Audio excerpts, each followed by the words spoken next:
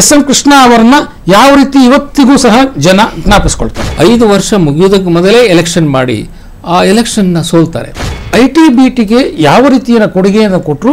IT ಮತ್ತು BT ಕ್ಷೇತ್ರದಲ್ಲಿದ್ದಂಥ ದಿಗ್ಗಜರನ್ನು ಸರ್ಕಾರದೊಂದಿಗೆ ಕೈ ಜೋಡಿಸುವಂತೆ ಕೇಳ್ಕೊಳ್ತಾರೆ. ಮತ್ತೆ ಐಟಿ ಟಾಸ್ಕ್ ಫೋರ್ಸ್ಗೆ ನಾರಾಯಣಮೂರ್ತಿ ಅವರನ್ನ ಇಡ್ತಾರೆ. ಚಂದ್ರಬಾಬು ನಾಯ್ಡು ಅವರಂತೂ ಕರ್ನಾಟಕದ ಮೇಲೆ ಕಣ್ಣಿಟ್ಟು ಸಾಕಷ್ಟು ಇನ್ವೆಸ್ಟ್ಮೆಂಟ್ಗಳನ್ನ ಅವರ ರಾಜ್ಯಕ್ಕೆ ತಗೊಂಡ್ರು. ಆ ಸಂದರ್ಭವನ್ನ ಎಸ್ ಎಂ ಕೃಷ್ಣ ಅವರು ಆಡಳಿತದಲ್ಲಿ ಹೇಗೆ ತಂದ್ರು ಅಂತ, ಆ ಸಂದರ್ಭದಲ್ಲಿ ಈ ಗವರ್ನೆನ್ಸ್ ಅಂತ ಶುರು ಮಾಡಿದ್ದು ಎಸ್ ಎಂ ಕೃಷ್ಣ ಅವರು. ಸ್ನೇಹಿತರೆ ನಮಸ್ಕಾರ, ಹೊಸದಿಗಂತ ಡಿಜಿಟಲ್ ಚಾನೆಲ್ಗೆ ಸ್ವಾಗತ. ನಮ್ಮ ಯಶಸ್ವಿ ಕಾರ್ಯಕ್ರಮಗಳಲ್ಲಿ ಒಂದಾದಂತಹ ಫ್ಲಾಶ್ ಬ್ಯಾಕ್ನ ಭಾಗವಾಗಿ ನಿಮ್ಮ ಮುಂದೆ ಮತ್ತೆ ನಾನು ಇವತ್ತು ಬಂದಿದ್ದೇನೆ. ಕರ್ನಾಟಕ ರಾಜಕಾರಣದ 5-6 ದಶಕಗಳ ರಾಜಕೀಯ ಇತಿಹಾಸವನ್ನು ನಿಮ್ಮ ಮುಂದೆ ಎಳೆಯಾಗಿ ಬಿಡಿಸಿ ಇಡ್ತಾ ಇರುವಂತಹ ಹಿರಿಯ ಪತ್ರಕರ್ತರಾದಂತಹ ಪಿ ರಾಮಕೃಷ್ಣ ಉಪಾಧ್ಯಾಯ ಇವತ್ತು ಸಹ ನಮ್ಮ ಜೊತೆ ಇದ್ದಾರೆ. ಅವರಿಗೆ ನಾನು ಸ್ವಾಗತವನ್ನು ಬಯಸ್ತೇನೆ. ನಮಸ್ಕಾರ ಸರ್. ನಮಸ್ಕಾರ ಸರ್. ಕಳೆದ ಸಂಚಿಕೆಯವರೆಗೆ JH ಪಟೇಲರ ಆಡಳಿತ ಹೇಗಿತ್ತು ಅನ್ನುವಂಥದ್ದನ್ನು ನೀವು ಎಳೆಯಾಗಿ ನಮ್ಮ ವೀಕ್ಷಕರ ಮುಂದೆ ಬಿಚ್ಚಿಟ್ರಿ. ಸೊ JH ಪಟೇಲರ ಆಡಳಿತ ಹೋಗಿ ಶ್ರೀಕೃಷ್ಣನ ಸಾಮ್ರಾಜ್ಯ ಸ್ಥಾಪನೆ ಆಯಿತು ಅನ್ನುವಂಥ ಮಾತನ್ನು ಸಹ ನೀವು ಕಳೆದ ಸಂಚಿಕೆಯಲ್ಲಿ ಹೇಳಿದ್ರಿ. ಅಂದರೆ ಎಸ್ ಎಂ ಕೃಷ್ಣ ಅವರ ಕಾಂಗ್ರೆಸ್ ಸರ್ಕಾರದ ಆಡಳಿತ ಶುರುವಾಯಿತು ಅನ್ನುವಂಥ ಮಾತನ್ನು ಹೇಳಿದ್ರಿ. ಸೊ ಎಸ್ ಎಂ ಕೃಷ್ಣ ಅಂದ ತಕ್ಷಣ ನಮ್ಮ ಮನಸ್ಸಿಗೆ ಅಥವಾ ಕರ್ನಾಟಕ ರಾಜ್ಯದ ಜನತೆಯ ಮನಸ್ಸಿಗೆ ಬರುವಂತಹದ್ದು ಏನು? ಎಸ್ ಎಂ ಕೃಷ್ಣ ಅವರನ್ನ ಯಾವ ರೀತಿ ಇವತ್ತಿಗೂ ಸಹ ಜನ ಜ್ಞಾಪಿಸ್ಕೊಳ್ತಾರೆ? ನೋಡಿ ಸ್ವಾಮಿ ಅವರೇ, ಎಸ್ ಎಂ ಕೃಷ್ಣ ಅಂದ ಕೂಡಲೇ ನಮ್ಮ ಕಣ್ಣಿಗೆ ಮುಂದೆ ಬರ್ತಕ್ಕಂಥ ಚಿತ್ರ ಅಷ್ಟೊಂದು ಎತ್ತರವಿಲ್ಲದಿದ್ದರೂ ಸ್ಫುರದ್ರೂಪಿಯಾದ ಹೊಳಪು ಕಣ್ಣಿನ ನಗುಮುಖದ ವ್ಯಕ್ತಿ. ಅವರು ರಾಜ್ಯ ರಾಜಕಾರಣ ಮತ್ತು ರಾಷ್ಟ್ರ ರಾಜಕಾರಣದಲ್ಲಿ ಎರಡರಲ್ಲೂ ತಮ್ಮ ಛಾಪನ್ನು ಮೂಡಿಸಿ ಮಾಯವಾದಂಥ ಸರದಾರ. ರಾಜಕಾರಣಿಗಳ ಟ್ರೇಡ್ ಮಾರ್ಕ್ ಆದಂಥ ಖಾದಿ ಬಟ್ಟೆಗೆ ಒಂದು ಹೊಸ ಮೆರುಗನ್ನು ನೀಡಿ ಕ್ಲೋಸ್ ಕಾಲರ್ ಕೋಟಿಗೆ ಒಂದು ಫ್ಯಾಷನ್ ಲೇಪ ಹಚ್ಚಿ ಅವರು ಸಾರ್ವಜನಿಕವಾಗಿ ಕಂಡುಕೊಂಡಾಗ ಒಂದು ಕೂದಲು ಕೂಡ ಕೊಂಕದಂತೆ ನೋಡಿಕೊಳ್ಳುತ್ತಿದ್ದ ಕೃಷ್ಣ ರಾಜ್ಯ ರಾಜಕಾರಣದಲ್ಲಿ ವಿಶಿಷ್ಟವಾಗಿ ಮೆರೆದಂಥ ವ್ಯಕ್ತಿಯವರು. ತಮ್ಮ ರಾಜಕೀಯ ವಿರೋಧಿಗಳನ್ನು ಗೌರವದಿಂದ ಅವರು ನೋಡ್ತಾ ಇದ್ರು. ಅವರನ್ನು ಎಂದೂ ಕೆಟ್ಟ ಮಾತುಗಳಲ್ಲಿ ಅವರು ಸಂಬೋಧಿಸ್ತಾ ಇರಲಿಲ್ಲ. ಹಾಗಾಗಿ ಅವರು ಕೂಡ ತಮ್ಮ ಗೌರವವನ್ನು ಕಾಪಾಡಿಕೊಳ್ಳೋದರಲ್ಲಿ ಸಾಧ್ಯವಾಯಿತು. ಈಗ ಎಲ್ಲ ನಾವು ನೋಡ್ತೀವಿ ರಾಜಕಾರಣಿಗಳು ಹೆಂಗೆ ಒಬ್ಬರೊಬ್ಬರ ವಿರುದ್ಧ ಬೈದಾಡ್ಕೊಳ್ತಾರೆ. ಹೌದು ಹೌದು. ಇವರು ತಮ್ಮ ಗೌರವವನ್ನು ಕಾಪಾಡಲಿಕ್ಕೋಸ್ಕರ ಅವರಿಗೆ ಯಾವುದೇ ಕೆಟ್ಟ ಮಾತುಗಳನ್ನು ಹೇಳ್ತಾ ಇರಲಿಲ್ಲ. ಅಂತಹ ಒಂದು ಚಾಣಾಕ್ಷ. ಅವರಿಗೆ ಮುಖ್ಯಮಂತ್ರಿ ಸ್ಥಾನ ಸ್ವಲ್ಪ ತಡವಾಗಿ ಸಿಕ್ತಾದರೂ ಅವರು ತೋರಿದಂಥ ಆಡಳಿತದಲ್ಲಿ ಅವರು ತೋರಿದಂಥ ದೂರದರ್ಶಿತ್ವ, ಅವರ ಚಾಲೆಂಜ್ಗಳನ್ನು ಎದುರಿಸಿದಂಥ ರೀತಿ, ಅವರ ತಾಳ್ಮೆ ಅವರನ್ನು ಬಹಳ ಎತ್ತರಕ್ಕೆ ಏರಿಸಿತು. ಅವರು ಜಾತಿವಾದಿಯಾಗಿರಲಿಲ್ಲ. ಅವರು ಆಡಳಿತದಲ್ಲಿ ಡಿಸ್ಟ್ರಿಕ್ಟ್ ಲೆವೆಲಿಂದ ಹಿಡಿದು ಸೆಕ್ರೆಟರೀಸ್ ಆಗಲಿ ಅಥವಾ ಡಿಪಾರ್ಟ್ಮೆಂಟ್ ಹೆಡ್ಸ್ ಆಗಲಿ ಯಾರು ಮೆರಿಟ್ ಇದ್ದರು, ಪರ್ಫಾರ್ಮೆನ್ಸ್ ಕೊಡ್ತಾಯಿದ್ರು ಅಂಥವ್ರನ್ನ ನೇಮಿಸ್ತಾ ಇದ್ರು. ಹಾಗಾಗಿ ಒಳ್ಳೆ ಆಡಳಿತ ಕೊಡಲಿಕ್ಕೆ ಅವರಿಗೆ ಸಾಧ್ಯವಾಯಿತು. ಅವರು ಜಾತಿ ಸಂಕೋಲೆಯಿಂದ ಹೊರಬಂದು ಆಡಳಿತ ಕಡೆ ಗಮನ ಹರಿಸಿ ಎಲ್ಲ ಹಂತಗಳಲ್ಲೂ ಪರ್ಫಾರ್ಮೆನ್ಸ್ ಮತ್ತು ಮೆರಿಟ್ ಇರ್ತಕ್ಕಂಥ ವ್ಯಕ್ತಿಗಳನ್ನು ಹಾಕ್ತಾ ಇದ್ದು ಸೊ ಇಡೀ ರಾಷ್ಟ್ರ ಕರ್ನಾಟಕದ ಕಡೆ ನೋಡುವಂತೆ ಮಾಡಿದ್ರು.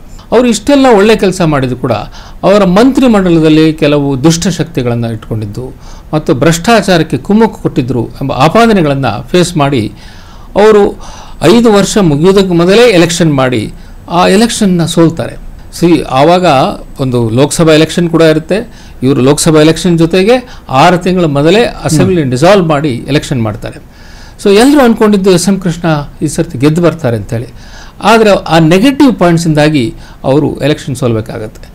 ಅವರು ಎಲೆಕ್ಷನ್ ಸೋತಿದ್ದು ಒಂದೇ ಅಲ್ಲ, ಆವಾಗಿನ ಜನಗಳಿಗೆ ಎಷ್ಟು ಬೇಸರ ಆಗಿತ್ತು ಅಂತ ಹೇಳಿದ್ರೆ ಮತ್ತೆ 2 ದಶಕ ಹಿಂದೆ ಹೋಗಿ ಯಾವುದೇ ಪಕ್ಷಕ್ಕೂ ಅಲ್ಲಿ ಬಹುಮತ ಬರೋದಿಲ್ಲ ಆ ಎಲೆಕ್ಷನ್ ಇಂದಾಗಿ. ಅಂದ್ರೆ ಮತ್ತೆ ಹಂಗ ಅಸೆಂಬ್ಲಿನೇ ಮತ್ತೆ 2 ದಶಕಗಳ ನಂತರ. ಓಕೆ. ಅಂದ್ರೆ ಎಸ್ ಎಂ ಕೃಷ್ಣ ಅಂತ ತಕ್ಷಣ ನಮ್ಮ ಮನಸ್ಸಿಗೆ ಬರುವಂಥದ್ದು ಸಹಜವಾಗಿ ಸಾಕಷ್ಟು ಸವಾಲುಗಳು ಎಸ್ ಎಂ ಕೃಷ್ಣ ಅವಧಿಯಲ್ಲಿ ಅವರಿಗೆ ಎದುರಾದವು. ಬರ, ಪ್ರವಾಹ, ಕಾವೇರಿ ಗಲಾಟೆ, ಆಮೇಲೆ ಡಾಕ್ಟರ್ ರಾಜ್ಕುಮಾರ್ ಅಪಹರಣದಂಥ ಬಹಳ ದೊಡ್ಡ ಸವಾಲು. ಇದೆಲ್ಲದರ ನಡುವೆ ಅವರನ್ನು ಜನ ಜ್ಞಾಪಿಸ್ಕೊಳ್ಳೋದು ಅವರು ಐಟಿ ಬಿಟಿಗೆ ಕೊಟ್ಟ ಕೊಡುಗೆಯಿಂದಾಗಿ ಎನ್ನುವಂಥದ್ದನ್ನು ನಾವೆಲ್ಲರೂ ನೋಡ್ಕೊಂಡು ಬಂದಿದ್ದೀವಿ, ಕೇಳ್ಕೊಂಡು ಬಂದಿದ್ದೀವಿ. ಸೊ ಎಸ್ ಎಂ ಕೃಷ್ಣ ಅವರು ಐಟಿ ಬಿಟಿಗೆ ಯಾವ ರೀತಿಯ ಕೊಡುಗೆಯನ್ನು ಕೊಟ್ಟರು, ಅದಕ್ಕೆ ಅವರ ಸಿದ್ಧತೆಗಳು ಹೇಗಿದ್ವು, ಅವರಿಗೆ ಆ ಅರ್ಹತೆ ಹೇಗಿತ್ತು ಅಂತ. ಸ್ವಾಮಿ ನೋಡಿ, ಈ ಪ್ರಶ್ನೆಗೆ ಉತ್ತರ ಹೇಳಕ್ಕೆ ಬದಲು ಒಂಚೂರು ಹಿಂದಕ್ಕೆ ಹೋಗಿ ಅವಲೋಕನ ಮಾಡಬೇಕಾಗತ್ತೆ. ಇವರ ಬರೋದಕ್ಕೆ ಬದಲು JH ಪಟೇಲ್ರ ಸರ್ಕಾರ ಇತ್ತು. ಆ ಪಟೇಲ್ರ ಸರ್ಕಾರದಲ್ಲಿ ಏನೋ ಕಿತ್ತಾಟಗಳಾಗಿ ಒಂದು ರೀತಿ ಅರಾಜಕತೆ ಉಂಟಾಗಿತ್ತು. ಸೊ ಡಿಸಿಷನ್ ತಗೊಳ್ಳೋವಂಥವ್ರು ಇರಲಿಲ್ಲ. ಹಾಗಾಗಿ IT BT ಕ್ಷೇತ್ರದಲ್ಲಿ ಕರ್ನಾಟಕ ಮುಂಚೂಣಿಯಲ್ಲಿದ್ದ ಸಮಯದಲ್ಲಿ ಸರಿಯಾದ ಡಿಸಿಷನ್ ತಗೊಳ್ಳೋರಿಲ್ಲದೆ ಕರ್ನಾಟಕಕ್ಕೆ ಬರಬೇಕಾದಂಥ ಸಂಪನ್ಮೂಲಗಳು ಬೇರೆ ರಾಜ್ಯಗಳಿಗೆ ಹೋಗ್ಲಿಕ್ಕೆ ಶುರು ಆಯಿತು. ಅದರಲ್ಲೂ ಚೆನ್ನೈ ಮತ್ತು ಹೈದರಾಬಾದು ಕರ್ನಾಟಕಕ್ಕೆ ತುಂಬ ಕಾಂಪಿಟೇಷನ್ ಕೊಡ್ತಾ ಇತ್ತು. ಆವಾಗ ಯುನೈಟೆಡ್ ಆಂಧ್ರ ಪ್ರದೇಶದ ಮುಖ್ಯಮಂತ್ರಿ ಆಗಿದ್ದ ಚಂದ್ರಬಾಬು ನಾಯ್ಡು ಅವರಂತೂ ಕರ್ನಾಟಕದ ಮೇಲೆ ಕಣ್ಣಿಟ್ಟು ಸಾಕಷ್ಟು ಇನ್ವೆಸ್ಟ್ಮೆಂಟ್ಗಳನ್ನ ಅವರ ರಾಜ್ಯಕ್ಕೆ ತಗೊಂಡ್ರು. ಆ ಸಂದರ್ಭದಲ್ಲಿ ರಾಜ್ಯದಲ್ಲಿ ಒಂದು ರೀತಿಯ ರಾಜಕೀಯ ಅರಾಜಕತೆ ತುಂಬಿತ್ತು. ನಾವು ಇನ್ನೆಂದೂ ಕಿತ್ತಾಡೋದಿಲ್ಲ ಅಂತ ಹೇಳಿ ಅಧಿಕಾರಕ್ಕೆ ಬಂದಿದ್ದಂಥ ಜನತಾದಳದಲ್ಲಿ ಸಾಕಷ್ಟು ಗೊಂದಲಗಳು ಉಂಟಾಗಿ ದೇವೇಗೌಡರು ಅಧಿಕಾರಕ್ಕೆ ಬಂದಿದ್ದು, ಮುಖ್ಯಮಂತ್ರಿ ಆಗಿದ್ದು ಕೂಡ ಅವರಿಗೆ ಒಂದು ಪ್ರಧಾನಮಂತ್ರಿಯ ಸ್ಥಾನ ಒಂದು ಅವಕಾಶ ಸಿಕ್ಕಿದಾಗ ಆ ಕಡೆ ಹೋದರು. ಅವರಿಗೆ ಗೊತ್ತಿತ್ತು ಇದೊಂದು ಬಿಸಿಲು ಕುದುರೆ, ಇದನ್ನು ಏರಬಾರದು ಅಂತ ಹೇಳಿ. ಆದರೆ ಆಸೆ ಬಿಡಲಿಲ್ಲ. ಹಾಗಾಗಿ ಆ ಕಡೆ ಹೋದ್ದರಿಂದ ಇಲ್ಲಿ JH ಪಟೇಲ್ ಸರ್ಕಾರ ಒಂದು ರೀತಿಯ ಅಭದ್ರತೆ ಎದುರಿಸಬೇಕಾಯಿತು. ಅವರು ಪ್ರಧಾನಮಂತ್ರಿ ಆದ 11 ತಿಂಗಳಿನಲ್ಲಿ ಅಲ್ಲಿ ಅಧಿಕಾರ ಕಳ್ಕೊಂಡು ಕರ್ನಾಟಕಕ್ಕೆ ಬರ್ತಾರೆ. ಇಲ್ಲಿ ಬಂದು ರಾಜಕೀಯ ಮಾಡಲಿಕ್ಕೆ ಶುರು ಮಾಡ್ತಾರೆ. ಹಾಗಾಗಿ ಒಂದು ಕಡೆ ದೇವೇಗೌಡರು, ಇನ್ನೊಂದು ಕಡೆ ರಾಮಕೃಷ್ಣ ಹೆಗಡೆ, ಇವರ ಎಳೆದಾಟದಲ್ಲಿ JH ಪಟೇಲ್ ಸರ್ಕಾರ ಸರಿಯಾಗಿ ಕೆಲಸವನ್ನೇ ಮಾಡೋಕ್ಕಾಗಿಲ್ಲ. ಹಾಗಾಗಿ ಕರ್ನಾಟಕದಲ್ಲಿ ಒಂದು ರೀತಿಯ ಅರಾಜಕತೆ ಉಂಟಾಗಿ ಹಾಗಾಗಿ JH ಪಟೇಲ್ರಿಗೆ ಸರಿಯಾದ ಆಡಳಿತವನ್ನೇ ಕೊಡೋಕ್ಕೆ ಆಗಿರಲಿಲ್ಲ. ಈ ಸಂದರ್ಭವನ್ನು ಉಪಯೋಗಿಸಿಕೊಂಡ ಆಂಧ್ರ ಪ್ರದೇಶ ಮುಖ್ಯಮಂತ್ರಿ ಚಂದ್ರಬಾಬು ನಾಯ್ಡು ಅವರು ಕರ್ನಾಟಕಕ್ಕೆ ಬರ್ತಾ ಇದ್ದಂಥ ಇನ್ವೆಸ್ಟ್ಮೆಂಟ್ಗಳನ್ನೆಲ್ಲ ತಮ್ಮ ರಾಜ್ಯಕ್ಕೆ ಹೇಳ್ಕೊಳ್ತಾರೆ. ಸೊ ಆವಾಗಿನ ಅಮೆರಿಕದ ಅಧ್ಯಕ್ಷರಾದಂಥ ಬಿಲ್ ಕ್ಲಿಂಟನ್ ಅವರಾಗಲಿ ಅಥವಾ ಮೈಕ್ರೋಸಾಫ್ಟ್ನ ಅಧ್ಯಕ್ಷರಾದಂಥ ಬಿಲ್ ಗೇಟ್ಸ್ ಅವರಾಗಲಿ ಇಂಡಿಯಾಗೆ ಬಂದಾಗ ಅವರಿಗೆ ಬೆಂಗಳೂರಿಗೆ ಬರದಂತೆ ಮಾಡಿ ಅವರು ಆಂಧ್ರ ಕರೆಸ್ಕೋತಾರೆ. ಸೊ ಇಂಥ ಒಂದು ಪರಿಸ್ಥಿತಿನಲ್ಲಿ SM ಕೃಷ್ಣ ಮುಖ್ಯಮಂತ್ರಿಯಾಗಿ ಬಂದಿರ್ತಾರೆ. ಅವರು ಮಾಡಿದಂಥ ಒಂದು ಮೊದಲನೇ ಕೆಲಸ ಅಂತ ಹೇಳಿದ್ರೆ IT ಮತ್ತು BT ಕ್ಷೇತ್ರದಲ್ಲಿದ್ದಂಥ ದಿಗ್ಗಜರನ್ನು ಸರ್ಕಾರದೊಂದಿಗೆ ಕೈ ಜೋಡಿಸುವಂತೆ ಕೇಳ್ಕೊಳ್ತಾರೆ. ಇನ್ಫೋಸಿಸ್ನ NR ನಾರಾಯಣಮೂರ್ತಿ ಅವರನ್ನ IT ವಿಷನ್ ಗ್ರೂಪ್ಗೆ ಹೆಡ್ ಆಗಿ ಕೂಡ ಮತ್ತು ಬಯೋಕಾನ್ ಕಂಪನಿಯ ಮುಖ್ಯಸ್ಥರಾದಂಥ ಮಜುಮ್ದಾರ್ ಶಾ ಅವರನ್ನು ಬಯೋಟೆಕ್ನಾಲಜಿ ಗ್ರೂಪ್ಗೆ ಹೆಡ್ ಮಾಡಿ ಅವರಿಂದ ಸಲಹೆಗಳನ್ನು ಪಡೆಯಲಿಕ್ಕೆ ಶುರು ಮಾಡ್ತಾರೆ. ಅದರ ಜೊತೆಗೆ ಇನ್ನೊಂದು ಭಾಳ ಇಂಪಾರ್ಟೆಂಟ್ ಡೆವಲಪ್ಮೆಂಟ್ ನಡೆಯುತ್ತೆ. ಅದು ಕರ್ನಾಟಕದಲ್ಲಿ ಒಂದು ಇಂಟರ್ನ್ಯಾಷನಲ್ ಇನ್ಫಾರ್ಮೇಷನ್ ಟೆಕ್ನಾಲಜಿ ಇನ್ಸ್ಟಿಟ್ಯೂಟ್ ಅನ್ನು ಪ್ರಾರಂಭ ಮಾಡೋದಕ್ಕೆ ಆಗಿನ ಆ ಫೀಲ್ಡ್ನಲ್ಲಿ ದಾರ್ಶನಿಕ ಅಂತ ಗುರುತಿಸಿಕೊಂಡಿದ್ದಂಥ ಪ್ರೊಫೆಸರ್ ಸಡಗೋಪನ್ ಅವರನ್ನು ಕರ್ಕೊಂಡು ಬರ್ತಾರೆ. ಸಡಗೋಪನ್ ಅವರು ಬಂದು ಅದರ ನಿರ್ದೇಶಕರಾದ ಮೇಲಂತೂ ಕರ್ನಾಟಕದಲ್ಲಿ IT ಬೆಳವಣಿಗೆ ಉತ್ತುಂಗಕ್ಕೆ ಹೋಗುತ್ತೆ. ಅವರು ಸುಮಾರು 22 ವರ್ಷ ಅದಕ್ಕೆ ಡೈರೆಕ್ಟರ್ ಆಗಿರ್ತಾರೆ. ಯಾವ ಸರ್ ಸಂಸ್ಥೆ? ಟ್ರಿಪಲ್ ಐಟಿ ಅಂತ ಹೇಳಿ. ಸೊ ಆ ಸಂಸ್ಥೆಯ ಡೈರೆಕ್ಟರ್ ಆಗಿ IIIT ಬ್ಯಾಂಗ್ಳೂರ್ IIITB ಅನ್ನೋ ಸಂಸ್ಥೆನ ಪ್ರಾರಂಭ ಮಾಡ್ತಾರೆ. ಅದರಿಂದ ಹೊರಬಂದಂಥ ಬಹಳಷ್ಟು ಜನ ದೊಡ್ಡ ದೊಡ್ಡ ಇಂಟರ್ನ್ಯಾಷನಲ್ ಕಂಪನಿಗಳಲ್ಲಿ ಇದ್ದಾರೆ ಈಗ. ಮತ್ತು ಅವರೇ ಸ್ಟಾರ್ಟಪ್ ಕಂಪನಿಗಳನ್ನು ಶುರು ಮಾಡಿ ಅವರೇ ದೊಡ್ಡ ರೀತಿಯಲ್ಲಿ ಬೆಳವಣಿಗೆಗೆ ಬಂದಿದ್ದಾರೆ. ಇದರ ಜೊತೆಗೆ ಬೆಂಗಳೂರಿನ ಡೆವಲಪ್ಮೆಂಟ್ಗೆ ಕೃಷ್ಣ ಅವರು ಒಂದು initiative ತೊಗೊಂಡಿದ್ದಂದರೆ Bengaluru agenda task force BATF ಅಂತ ಶುರು ಮಾಡಿದ್ರು. ಅದಕ್ಕೆ ನಂದನ್ ನೀಲೇಖಣಿ ಅವರಿಗೆ ಸಾರಥ್ಯ ವಹಿಸಿದ್ರು. ಮತ್ತು IT ಟಾಸ್ಕ್ ಫೋರ್ಸ್ಗೆ ನಾರಾಯಣಮೂರ್ತಿ ಅವ್ರನ್ನ ಇಡ್ತಾರೆ.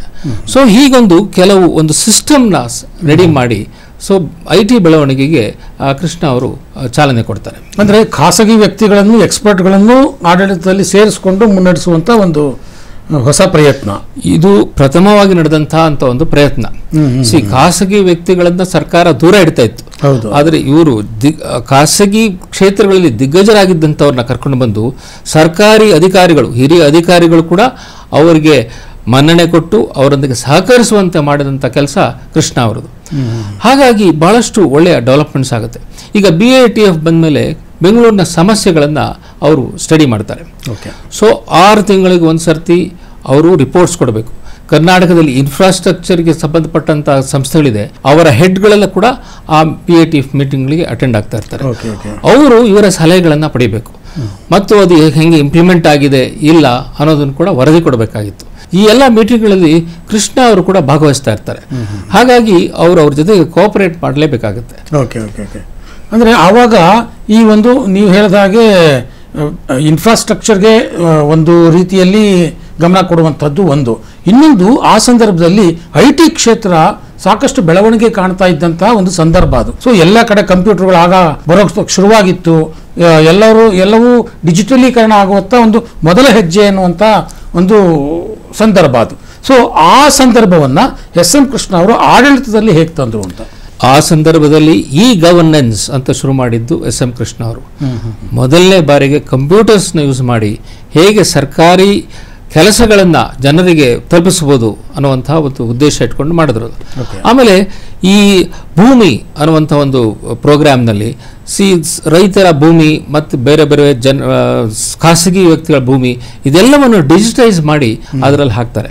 ಸೊ ಎಲ್ಲ ರೆವಿನ್ಯೂ ದಾಖಲೆಗಳು ಒಂದು ಡಿಜಿಟೈಸ್ ಆಗಿ ಒಂದೇ ಕಡೆ ಸಿಕ್ಕುವಂತ ವ್ಯವಸ್ಥೆ ಬರುತ್ತೆ. ಅವಾಗ ಈ ರೀತಿ ಏನೋ ಕಂಪ್ಯೂಟರೈಸೇಷನ್ ಡಿಸ್ಟ್ರಿಕ್ಟ್ ಲೆವೆಲ್ಗೂ ತಗೊಂಡು ಹೋಗ್ತಾರೆ, ಹಳ್ಳಿಗಳ ಲೆವೆಲ್ಗೂ ತಗೊಂಡು ಹೋಗ್ತಾರೆ. ಸೊ ಜನಗಳಿಗೆ ತಮ್ಮ ದಾಖಲೆಯನ್ನ ಪಡೀಲಿಕ್ಕೆ ತುಂಬಾ ಸುಲಭ ಆಗುತ್ತೆ. ಸೊ ಪ್ರತಿ ಆ ಕಚೇರಿಗೆ ಹೋಗಿ ಆ ದಾಖಲೆ ಪಡೆಯೋದಕ್ಕೆ ಎಷ್ಟೆಷ್ಟೆಲ್ಲ ಕಷ್ಟಪಡಬೇಕಾಗಿತ್ತು ರೈತರಾಗ್ಲಿ ಮತ್ತೊಬ್ಬರಾಗ್ಲಿ. ಸೊ ಇದು ಬಹಳ ಸುಲಭವಾದಂಥ ಒಂದು ಮಾರ್ಗವನ್ನು ಅವರು ಕಂಪ್ಯೂಟರ್ ಮುಖಾಂತರ ಮಾಡಿದ್ದು ಬಹಳ ದೊಡ್ಡ ಒಂದು ಕ್ರಾಂತಿಕಾರಿ ಹೆಜ್ಜೆ ಅಂತಲೇ ಹೇಳಬೇಕಾಗುತ್ತೆ. ಹೌದೌದು.